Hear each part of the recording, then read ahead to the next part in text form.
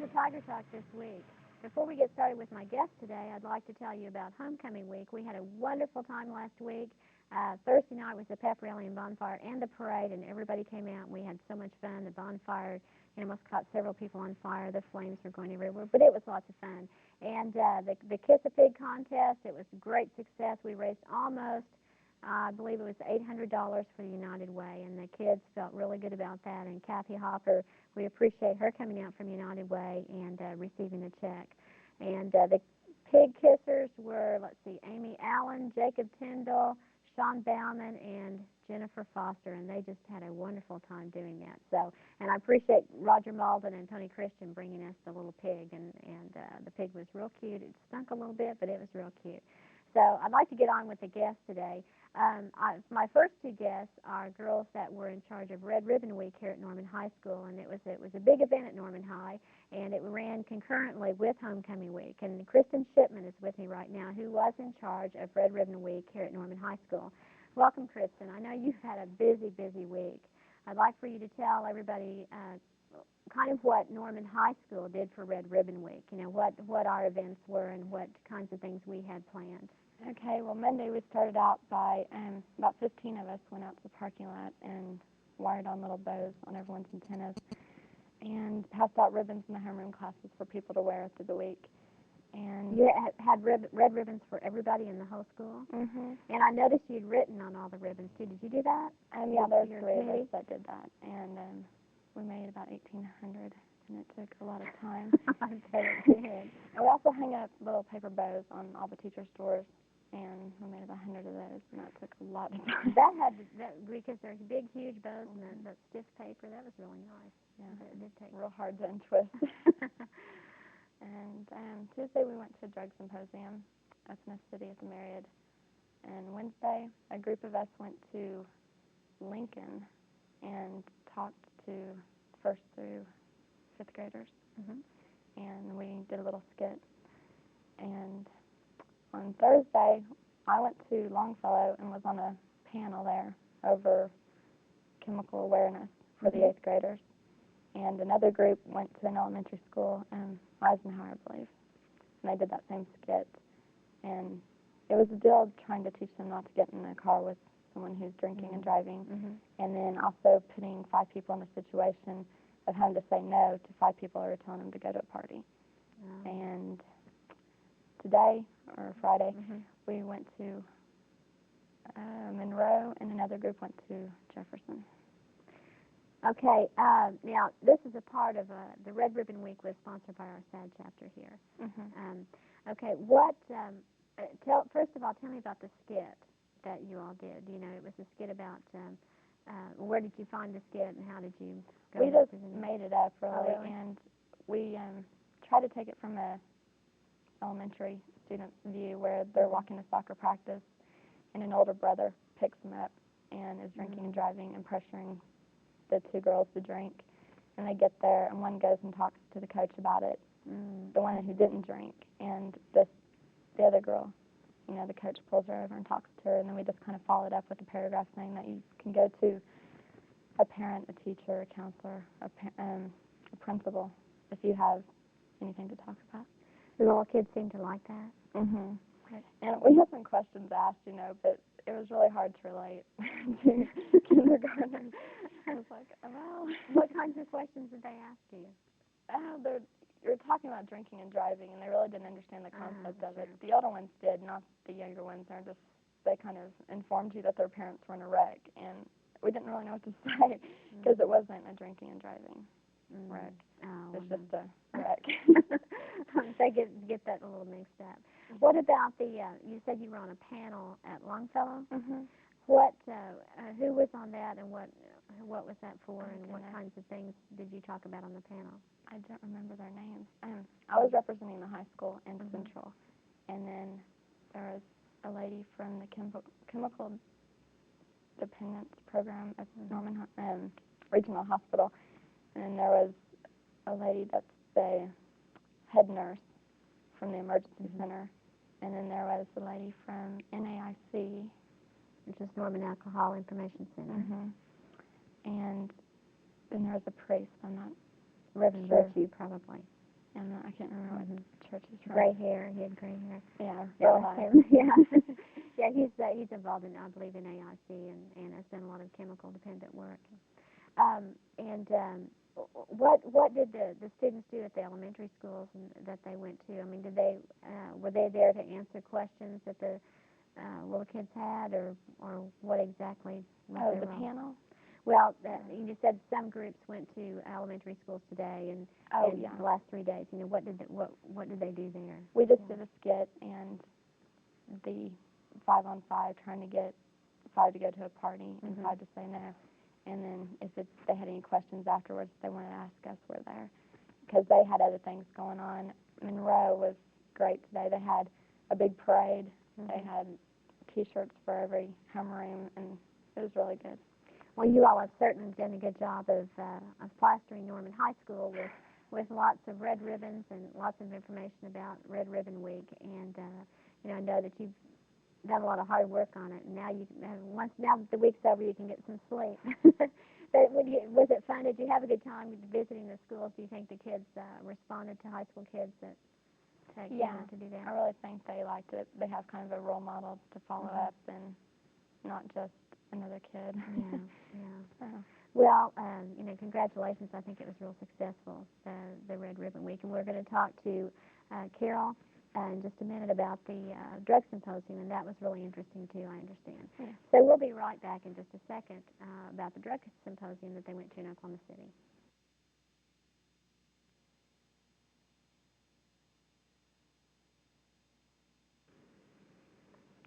Welcome back. I have Carol Schroeder with me now, and Carol was in charge of the SAD Homecoming Float this week, which was Red Ribbon Week and Homecoming Week, and also it's going to talk a little bit about the drug symposium that the SAD students attended in Oklahoma City.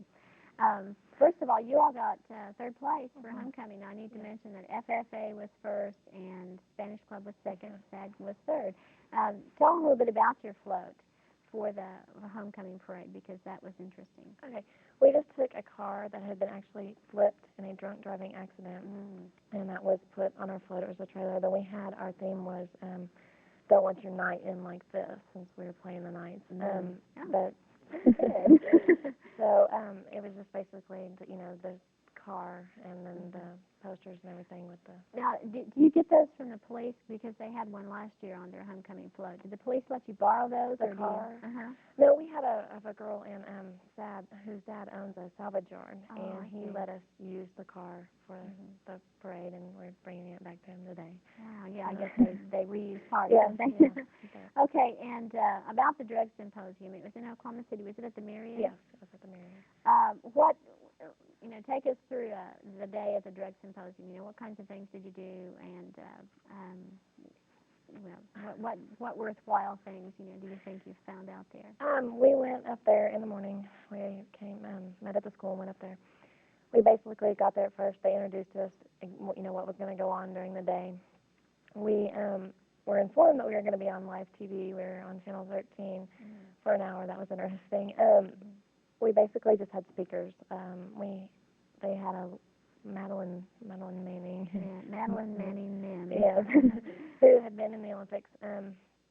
She sang. She gave us a speech. They were just basically talking about how to say no to drugs and that the concept of everything. We had Barry Sanders was on. He was actually from on television, but they had him on there. Kind of a live Yeah, remote or something? yeah, kind of a live remote. That was real interesting. Because he had a little brother that was a drug addict, and he was telling his story about that.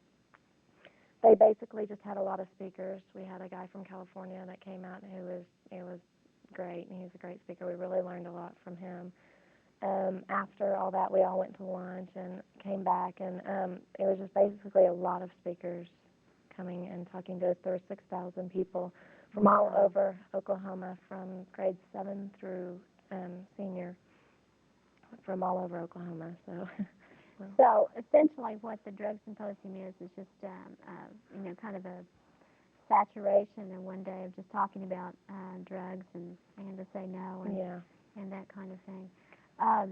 You talked about Barry Sanders and his little brother. Is his little brother okay now? Or? Yes, he did. He went into rehab, and from what I could get from the interview he did, he's okay, but it did affect Barry Sanders a lot as far as his life and everything. How many students from the Norman High SAD chapter went to the symposium? We had 35 and 5 off wrestlers all went, so we had 40 altogether. That's really good. Yeah. So there's no workshops or anything like that. It's mainly just large group sessions where they speak. And yep, we had everybody all together. The gentleman from California was it kind of a motivational thing, or was his essentially the say no to drugs? His was he really got our attention because he's real funny. He kind of reminded me of Bill Cosby. He had a lot of humorous things, but it all related back to the use of drugs and how to get away from them, how to say no. A lot of it you didn't get until he finished that part of the scene or whatever. But he really got your attention. He really held your attention. So yeah, since we've finished Red Ribbon Week now, do you think that that this has been real effective at Norman High School, and it's a real important thing for us to do, or kind of what's your feeling about that now? My feeling about it is that I think it probably got to a few people here at Norman. I really think it reached out more to the younger kids. Hopefully, maybe it'll, since we got to the younger kids, maybe it'll stop there and not get into the high school as much. I really think it did affect the younger generation more than it did the high school, but I do think it was a good program. I think they should keep doing it because everybody in Norman that I've talked to has heard about it. I've seen cars, driving around with the red ribbons everywhere. So I really think it helped a lot. Well, I think it also helps the community to see that high school kids care about what goes on too, and what goes on with the younger kids, and that you want to be positive role models. So that's really good. Well, Carol, thanks for coming on, and I think we just had a great week as far as that is concerned, the red ribbon part of it, and I know you guys have worked really hard. Now you get to rest and go back to class. Because I know you missed a lot of classes visiting the schools, and did you go out to all the schools too? I did. I went to everyone. We went to Eisenhower, Monroe, and another one every day. So well, that's fun. It gets contact with high school students, gets to see young people. We had a lot of reaction to it. Yeah. So. Well, great. Well, thanks for coming on, and we'll be right back, and we're going to talk to a couple of National Merit semifinalists in just a minute.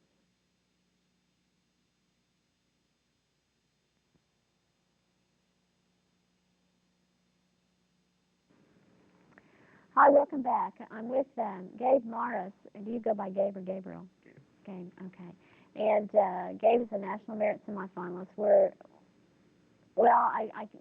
I guess I can ask you this. Were you surprised that you were one, or did you probably took the PSAT a couple of times, didn't you? I took it twice. Yeah, so you kind of had an idea what kind of score.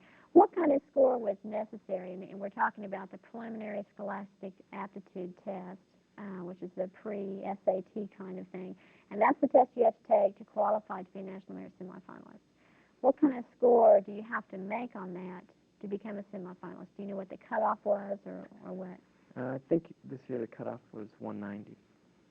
So anything above 190 or above would be National Merit semifinalist, and I'm not sure where the cutoff for commended was. Okay, probably 10, maybe, I don't know. What process now do you have to go through to apply, or are you going to apply for National Merit status or finalist? Well, you do an application that we've already done, and is it lengthy? It's not too bad. It's about 2 pages. You do an essay, and then you get teacher recommendations and stuff, and counselors write. I'm not sure what all the counselors write, but they write quite a bit for you. Lots of stuff. They do more work than we do. Yeah. Okay. What does it mean to you to become a National Merit finalist? I mean, what is that going to do for Gabe Morris? Well, for one thing, you get a free ride at OU. And that's pretty good. That's a big deal, isn't it? It really is. And you can also get $2,000 National Merit scholarships, which is just $2,000 to spend wherever you want to go. Or another college can offer a scholarship. And or you could get a corporation scholarship. If your parents are in a big Mhm. corporation like Xerox or something, they Oh, can I give you see. give you a scholarship. But your parents have to be employed by that company? I think they do, Really? but I'm not sure. Because I know a lot of the corporations give those $1,000 and $2,000 scholarships, but I didn't know whether employee status was required or not. Uh, OU has made a big push in the last 2 or 3 years to really attract those national merit finalists. Is, is it working? I mean, is that going to draw you there? Well, I don't know if I'm going to go there, but it's certainly a good option because they're giving $25,000, Wow. which covers everything plus expenses. And Is that right? I mean, did they just, of course, they waive tuition, probably, right? They waive tuition, and then they probably buy your books and room and board, and then they give you a check, like a monthly allowance, I think. monthly allowance. What a That's what I've deal! heard. What a deal! Now, Gabe, also what you were acknowledged in 2 areas for National Merit semifinalists, but you also um, got National Merit, or help me with it, Hispanic National Merit Semifinalist. semifinalist. Now, what? Why is that two separate things? I mean, do they?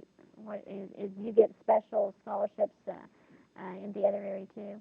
Well, I haven't heard very much from them. All I've gotten is a letter saying that I made it, and I'm pretty sure that they're different, and you can get scholarships from the Hispanic one, but they haven't sent me any information like the regular National Merit has. So you're not quite sure yet. I don't know yet. What have you taken the ACT and the SAT and those things now? Would you mind sharing your scores on those? I got a 1400 on the SAT and a 31 on the ACT. Okay, so essentially you can get in just about anywhere you like. Almost. If I can afford if it. you can afford it. That's if they give you money. Where would you like to go? Where would you like to, or where are you going to apply? I'm applying to about 7 schools. OU and Stanford, Harvard, MIT, Cornell, Berkeley, and Duke. Have you started the application process yet? I got most of my applications, but I haven't really started filling them out yet. Uh, They're pretty long. And Stanford, don't they require? Well, I'm sure a lot of them do, like 2 or 3 essays and. They all have essays, but I haven't really started doing any of them at all. I think some of them give you really kind of strange topics too, to see what kind of creative writer you are, see if you're really good at that. So it should be interesting. You need to get started because when are the deadlines? Like December or January, something like January 1st. that. So that's not too far away, is it? They usually ask you to send big bucks in with it to apply, right? Yeah, it's like $50 per school. $50. Gosh, you have to take out a major loan to just apply to college. Well, Gabe, good luck. And I know that Norman High students always do really well, and we have lots of finalists, and so I'm assured you're going to be a finalist. I'm just sure you will.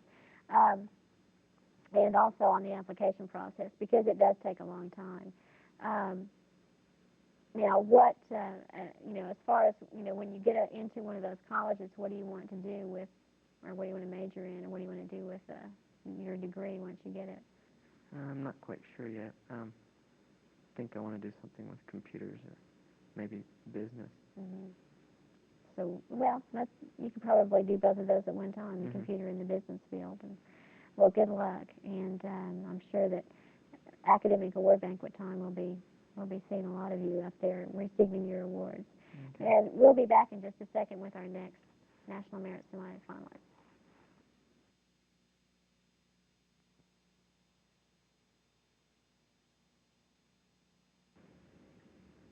Hi, we're back now with Damara Ayers, and Damara is a senior also at Norman High School and is a National Merit semifinalist.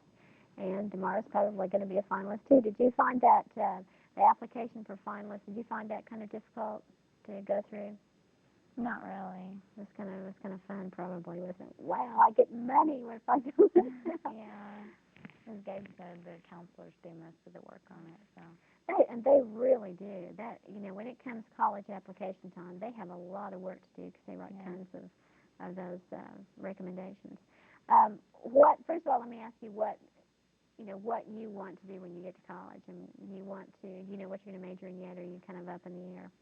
Well, I was thinking of like double majoring, like between like music and some kind of science, maybe chemistry or something. Mhm. Maybe to go to medical school someday, but I'm not sure about that at all. Kind of. So I'm kind of looking at schools that have like established double major programs between that, because some schools it's really complicated to try to get Oh, that. yeah.